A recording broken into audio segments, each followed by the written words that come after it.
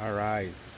To retract this timing chain guide tensioner, you're gonna need something like this, all right? To get it in this little slot hole. All right, you see that? That's the little slot hole.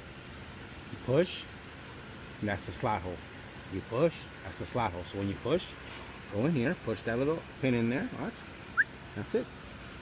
That thing is held in there. All right. Come over here. That's it, baby. Easy peasy lemon squeezy, my boy.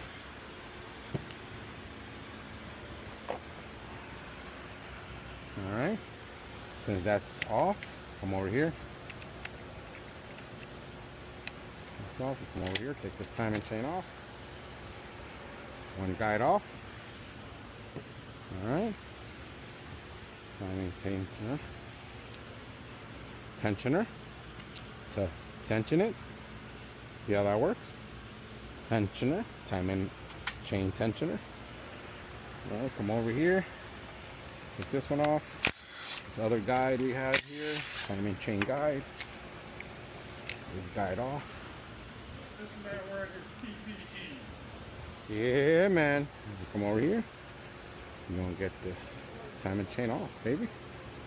That's it. That's how it's off. That's how it's done, my boys. See?